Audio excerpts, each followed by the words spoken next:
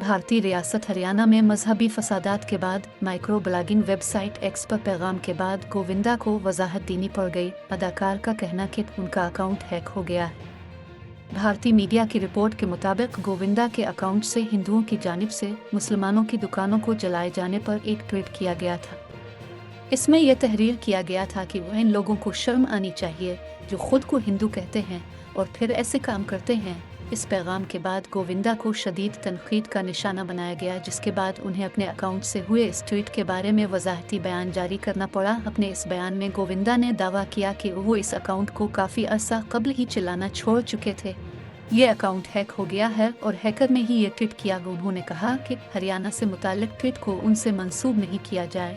उन्होंने account hack होने की साइबर क्राइम को रिपोर्ट कर दी है। स्टार अदाकार का कहना था कि मेरी टीम भी इस तरह की ट्वीट से लाताल्लुकी का इजहार कर रही है और वो लोग मेरी इजाज़त के बगैर कोई सोशल मीडिया पोस्ट नहीं करते।